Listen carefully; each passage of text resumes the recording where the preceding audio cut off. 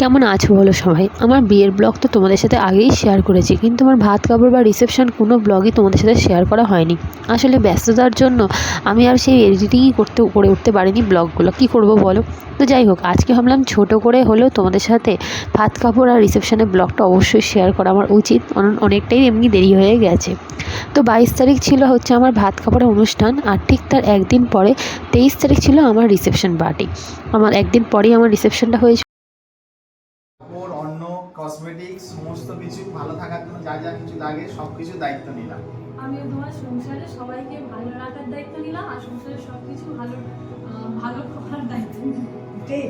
ঠিক করেছি। 22 তারিখ দুপুরবেলা ভাত কাপড় হয়ে যাওয়ার পরে সন্ধেবেলা আমার বাড়ি থেকে সবাই ফুলসজ্জার তত্ত্ব নিয়ে এসেছিলো। যেহেতু একদিন পরে রিসেপশন ছিল, তাই অন্য 23 তারিখে তারপরে ছিল আমাদের রিসেপশন।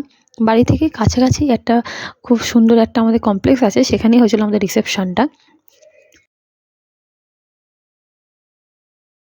তারপরে ছিল 23 তারিখ আমাদের reception.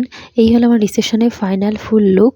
Thank you Sourav da, আমার বিয়ে বউ ভাত দুটো দিনই খুব সুন্দরভাবে আমার মনের মতন করে সাজিয়ে দেওয়ার জন্য।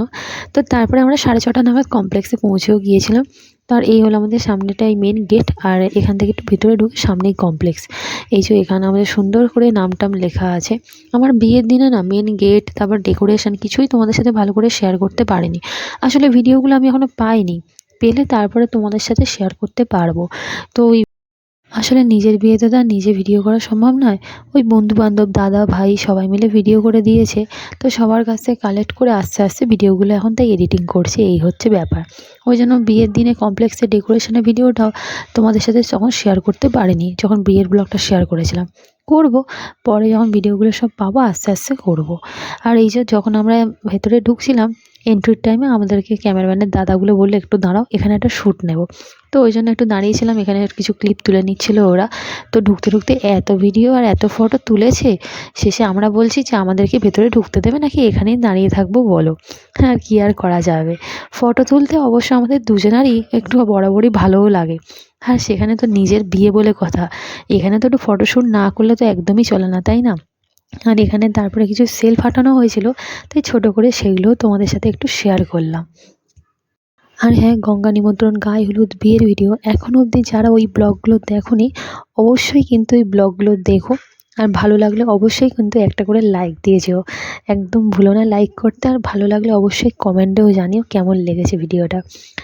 আর এই যে আমরা দুজন সব ফটো তুলতে তুলতে আমরা দুজন সেদিনকে প্রচণ্ড টায়ার্ড হয়ে গেছি। আর তা কী করা যাবে, এই একটা দিন তো নিজেদেরকে পুরো সেলিব্রিটি সেলিব্রিটি মনে হয়, এই আর কি। আর তারপরে হচ্ছে আমি আমার বরের জন্য একটা ডান্স পারফরমেন্স করেছিলাম।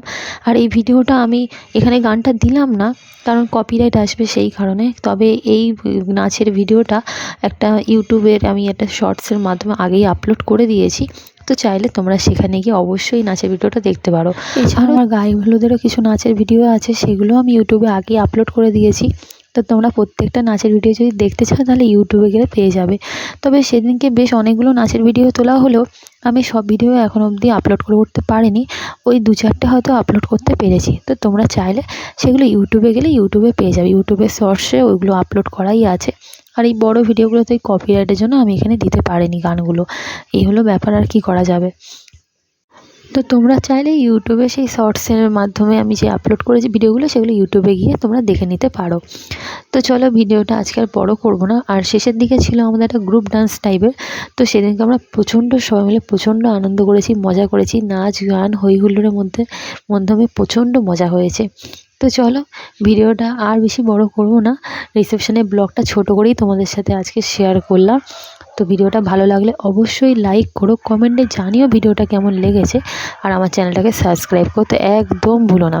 সবাই ভালো থেকো, সুস্থ থেকো। দেখা হবে আবার পরের ভিডিওতে। আর হ্যাঁ, আমি এই ভিডিওর শেষে আমার ভাত কাপড়, তার সাথে রিসেপশনেরও বেশ কিছু ছবি তোমাদের জন্য আপলোড করলাম। ভিডিওটা আর খুব বেশি বড় করিনি।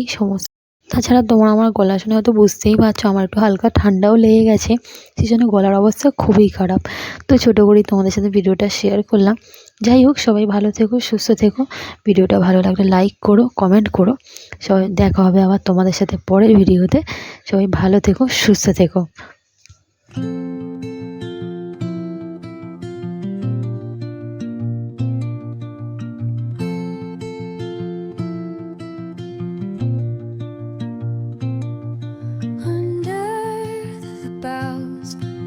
the shadows play.